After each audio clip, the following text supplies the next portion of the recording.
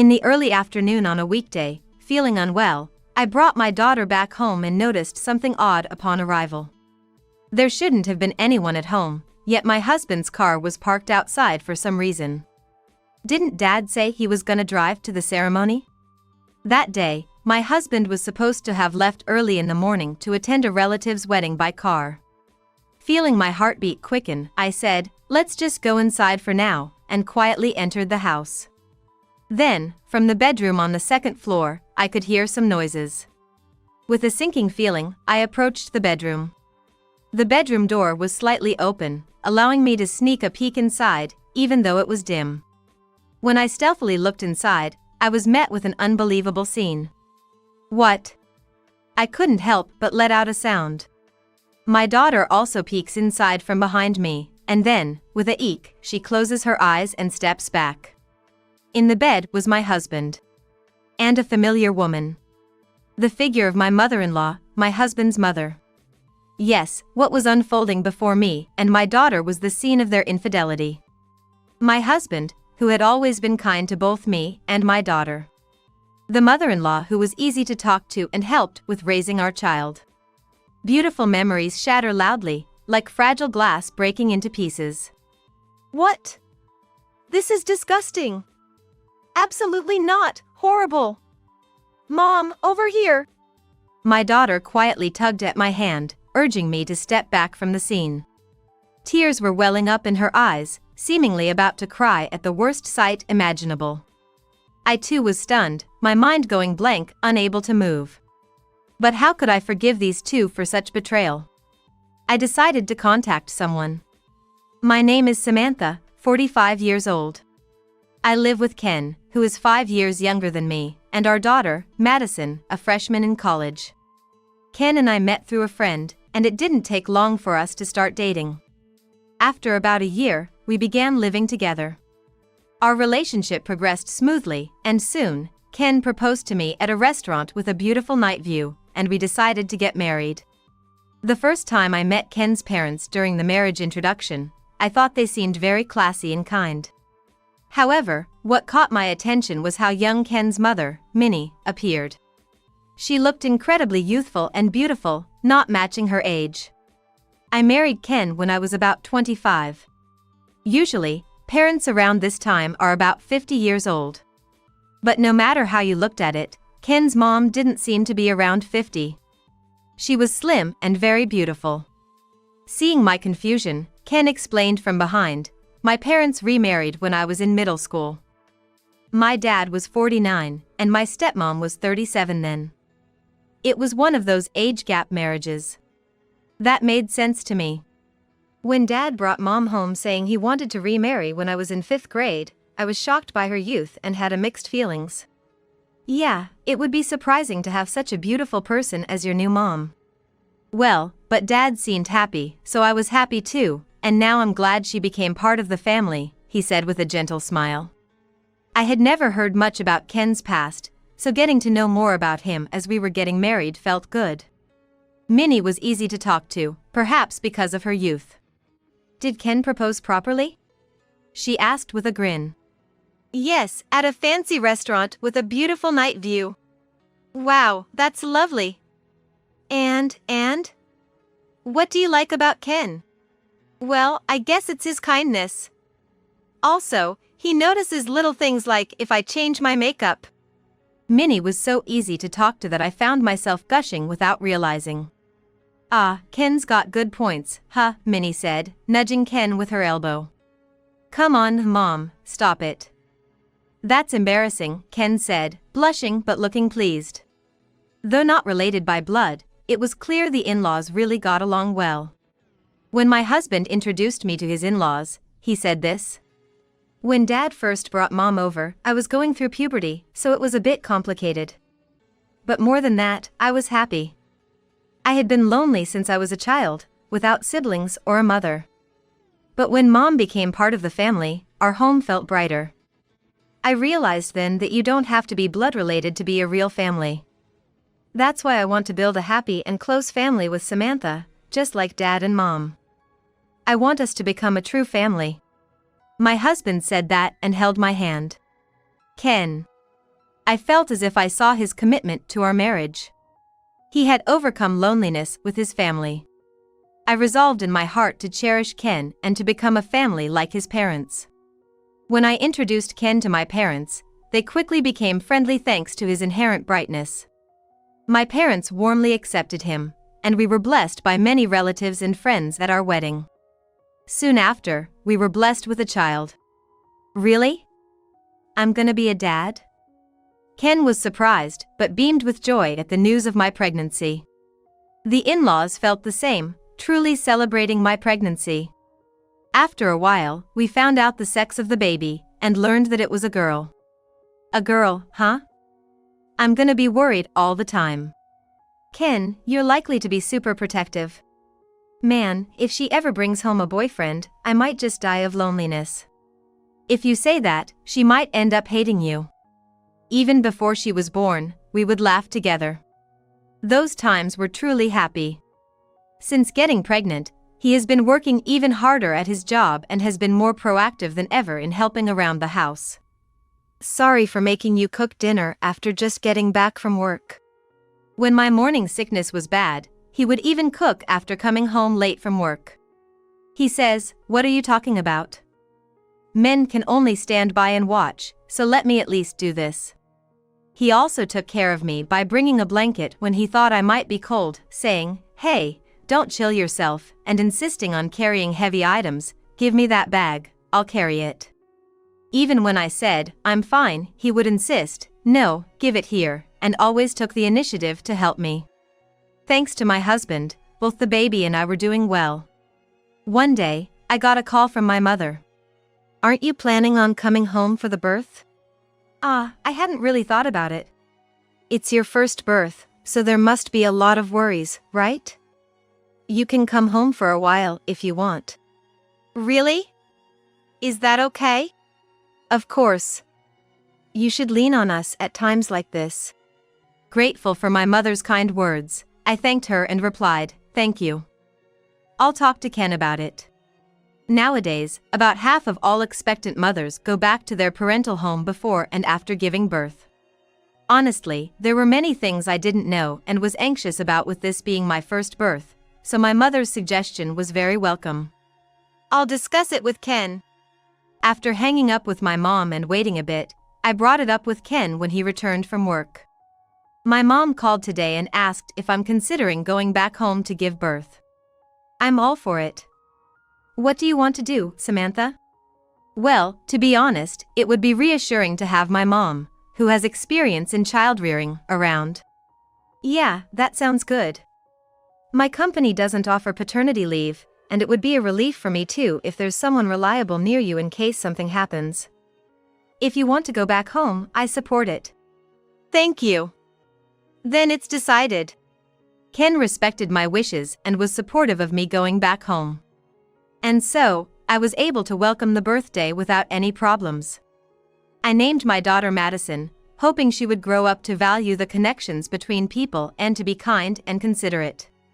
After giving birth, I went back to my parents' house and spent some time there with my parents and daughter. The house will be left empty for a while, but considering my husband is good at household chores, I doubt I'll come back to find the house in a mess after being away for some time. He could manage to cook simple meals by himself, so I didn't have to worry about his brief stint living alone. On weekends, the three of us, Madison, Ken, and I, would live together. "I can change diapers now, I've practiced," he'd say, managing it perfectly as if he'd been practicing at home. Seeing him taking care of me and Madison even when I was not around made me smile naturally. Every day I felt grateful for having married such a wonderful person, both as a husband and as a father. When I returned home after the birth, the house was not at all messy and was kept in a clean state, just as I expected.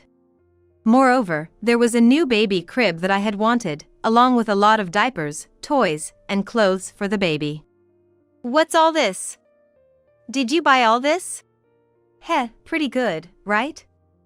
Actually, my dad and mom bought these as a gift for the baby. Really? That's so kind. I'll send them a thank you message later. Oh, do that. Mom even said cooking might be hard for you after work, so she cooked and brought over a bunch of frozen meals. She's really a warrior, isn't she? It seems that my mother-in-law had visited several times while I was away. She is amazing. I have a lot to learn from her. It's just that my mom is too incredible. He was laughing in amazement. Ken has always been one to heap praise on his mother. From the outside, one might think he's a bit of a mama's boy, as he often talks about his mother. He would say things like, for her age, Mom is really beautiful, or the meals Mom makes are out of this world, and at the beginning of our marriage, it bothered me a bit, but he never said I should be like his mother. Above all, Ken is very kind to me, calling me cute and praising my cooking as the best. So, I tried not to dwell on it too much. Thanks to my in-laws and husband, both my daughter and I were able to live comfortably and happily every day. Eventually, my maternity leave ended, and it was time for me to return to work for the first time in a while, leaving my daughter at preschool. However, a week before returning, my boss informed me, "Samantha, I'm sorry, but you've been transferred to a different department starting next week." During my maternity leave, it seems they were short-staffed and hired someone new. I had been told before going on maternity leave that returning to the same department is not guaranteed, so I understand that it can't be helped. Honestly, I'm quite anxious, but living on just Ken's salary is not enough, so becoming a stay-at-home mom is not an option. I'm feeling down, but I have to psyche myself up and give it my all. Then came the first day back. The facilities and atmosphere had changed since I was last at work, and I found myself bewildered. Above all, having been transferred to a different department after such a long break, the work was completely different, and I was struggling just to keep up with everyone every day. I felt deeply how challenging it is to juggle childcare and work. I wonder if I can really manage both work and childcare from now on. As these days continued, I found myself expressing my concerns to Ken. He seemed a bit surprised since I usually don't make such downhearted remarks. It's okay. You're just confused because of the new job and unfamiliar childcare. It'll settle down eventually. Cheer up, he said while patting my head, but I remained downcast. Then Ken suggested, what if we ask my mom for help with childcare? Your mom? Yeah, my mom. She's never raised children and really wants to be more involved with the baby. Is that so? Yes. She'd be thrilled to spend time with the baby, and it might help you relax a bit, right?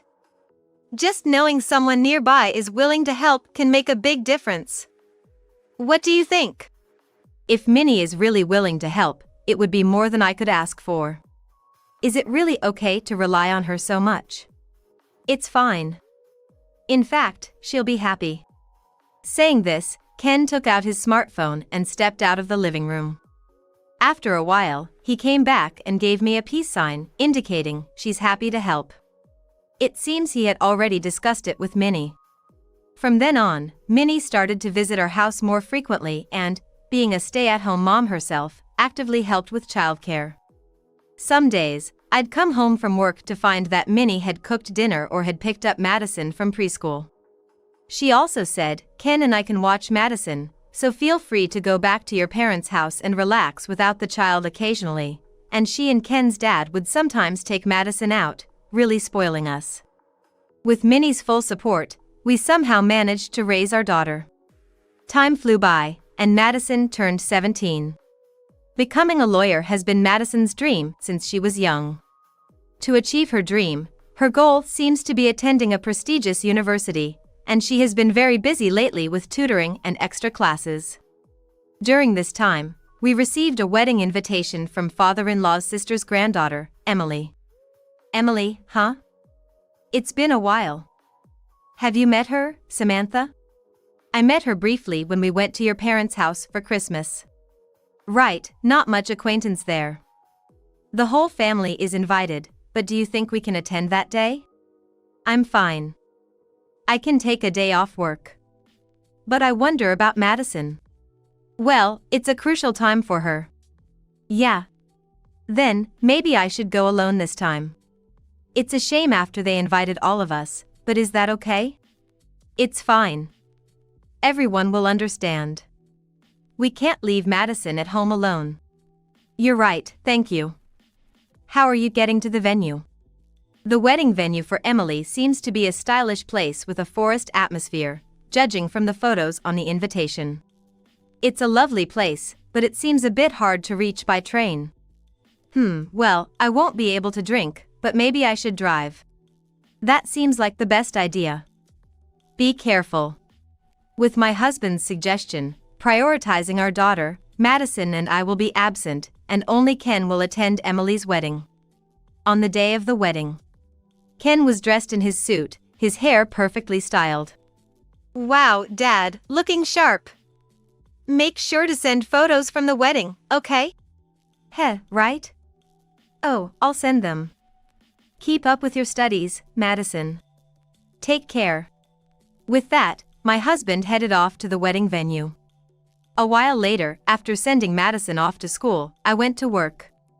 I thought it was going to be just another regular day, but around lunchtime, I got a call from the school saying, Madison seems to be feeling very unwell. Worried it might be the flu going around, I left work early in a panic to pick her up. I arrived at the school, put her in the car, and we headed straight to the hospital for a checkup, and fortunately, it wasn't the flu but likely just fatigue from the change of seasons. Both she and I were relieved, and I bought some easy-to-eat porridge and jelly for her before heading home. Once home, I noticed something odd. Ken's car, which shouldn't have been there, was parked in the driveway. Why is his car here? He was supposed to go by car, wasn't he? And I had seen him off this morning as he got into the car. Could he have forgotten something? But we checked last night that he had the wedding gift in his bag. What else could be so important that he had to come back for? Madison also noticed the car and asked, Didn't Dad go by car today? Is he home? Tilting her head. Trying not to let my turmoil show, I replied, maybe he ended up taking the train after all. While we both found it strange, we cautiously opened the front door. As we entered, my heart skipped a beat in dread. Lined up next to Ken's shoes were a pair of women's shoes that I had never seen before. It was clear they weren't mine. A terrible suspicion began to swell inside me, and I could feel my heart racing faster than usual. What? Why? Is someone here? Why? We looked at each other. No, it can't be. Madison seemed to share my dread, and we stood there, stunned. Let's go in slowly. Though puzzled, Madison followed my lead, careful to make no noise. And so, we quietly entered the house. Even as we stepped into the living room, there was no sign of anyone. See, Dad's not here after all. I'm going back to my room. When my daughter was about to go back to her room, I called out, wait a minute, want to go up together? I was unable to shake off the uneasy feeling despite her wanting to go up alone. Thus, we went upstairs together. But halfway up, we noticed something amiss. Isn't the light in Mom and Dad's bedroom on? I was sure I had turned off all the lights before heading out this morning. I thought I turned it off. Wait, Mom, do you hear that? Indeed, there was a faint sound, barely audible. It seemed to be coming from our bedroom. I walked ahead, filled with dread, and approached the bedroom. The door was slightly ajar, allowing us to glimpse inside the dimly lit room. Peering in stealthily, we were confronted with an unbelievable scene. What? I couldn't help but let out a sound. My daughter, peeking from behind me, screamed, "No!" Inside, there were my mother-in-law and husband who should have been attending Emily's wedding. Furthermore, anyone could see they were blatantly engaged in an affair, completely naked. Witnessing such a scene, my daughter said ugh and, covering her mouth, started to retch as she backed away. Why? It's so gross, I can't handle this. This is horrible. Mom, over here. In a whisper, Madison tried to pull me away from the spot. Tears filled her eyes, about to cry at the horrible sight. I was in the same state. My mind went blank, and I stood there, dazed, unable to move. Madison repeatedly tugged at my hand, calling out, "Mom." How could I have not noticed before? My always kind husband. The husband who perfectly managed household chores and childcare. My beloved husband. As both Madison's father and my spouse, I believed he was the ideal man without a doubt. Madison felt the same way. She respected her gentle father. Today, she even complimented him, saying, "You look cool," as we saw him off together. I regret exposing my daughter to such a horrendous scene. Both Madison and I loved my husband and Minnie. Yet, in an instant, our happiness crumbled. Since the beginning of our marriage, my husband always looked at Minnie with kind eyes.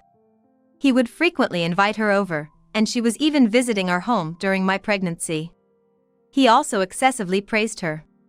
It would be a lie to say I never found it strange. But I believed there was a genuine parent-child love between them, even if they weren't biologically related. I trusted them. But the love between my husband and Minnie was not of a normal parent and child, but as lovers.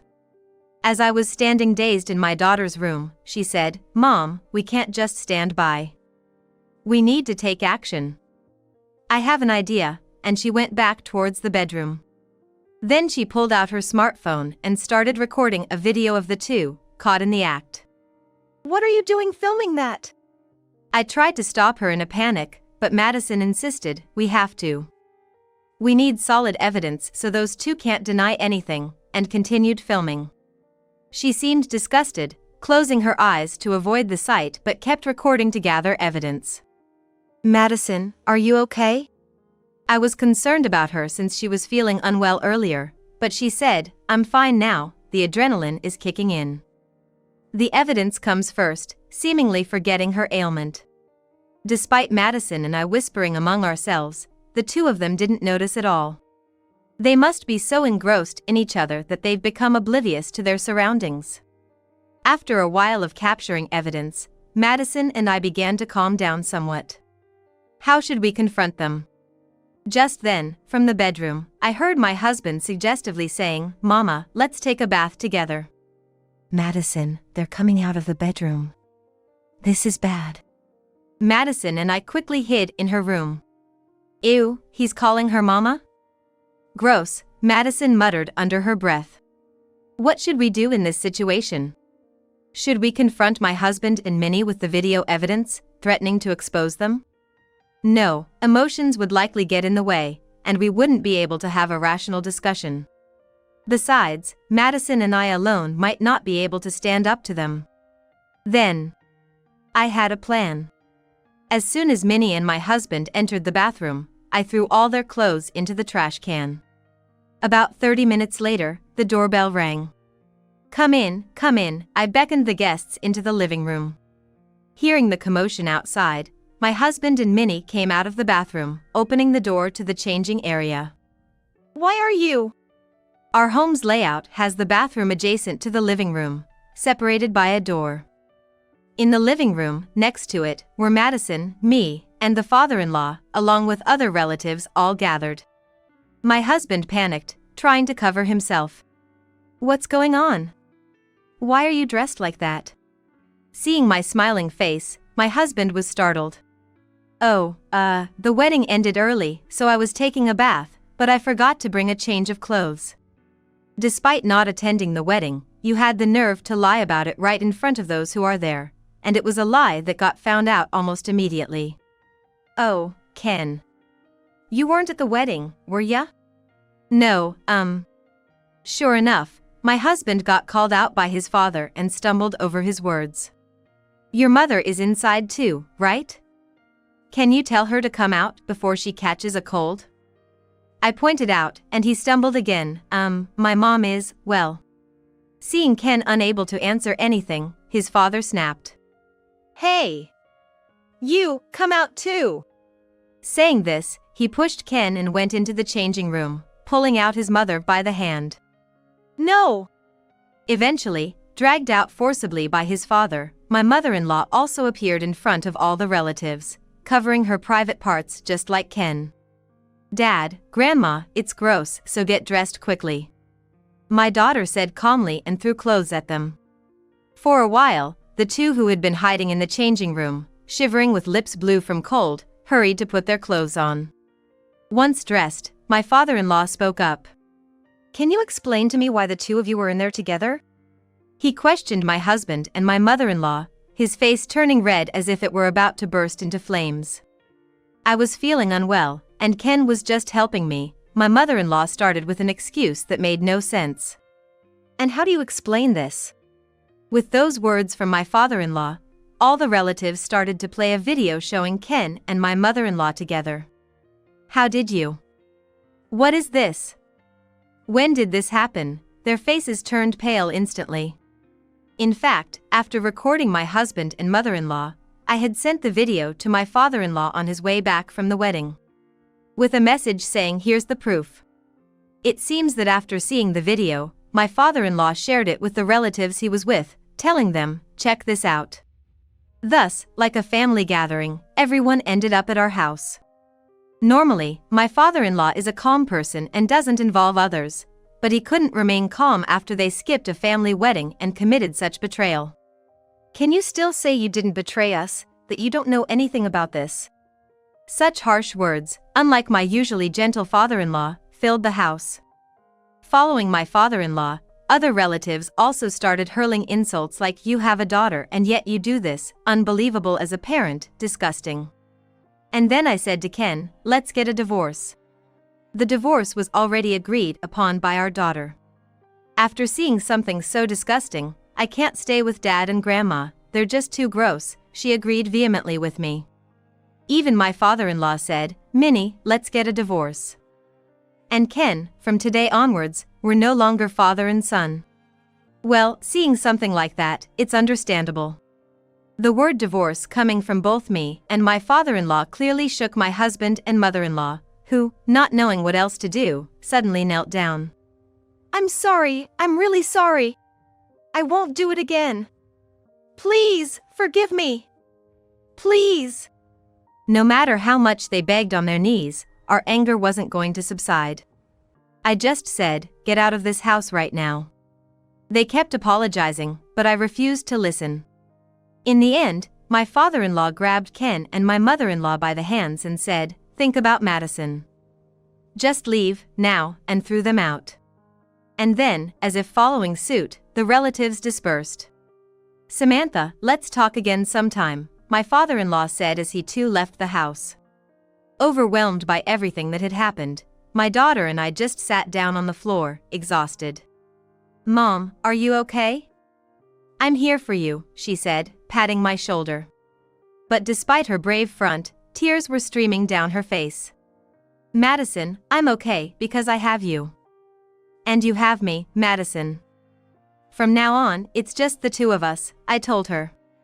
I felt pathetic for always being the one supported by my daughter, but I resolved to make sure she would not feel lonely from now on. And a few days later, our divorce was finalized. At the same time, my father-in-law and mother-in-law also finalized their divorce. Ken kept apologizing and asking for forgiveness, but I consistently said impossible, and he seemed to have finally given up. With the help of a lawyer, I received alimony from both my ex-husband and ex-mother-in-law. The video my daughter had suggested turned out to be really useful. It seems my father-in-law also received alimony from Ken and my ex-mother-in-law, but he wanted me to have all of it. This is yours, not mine. I've already received mine. No, please, take it. I failed as a father and as Minnie's husband. I believe I also had a part in this situation.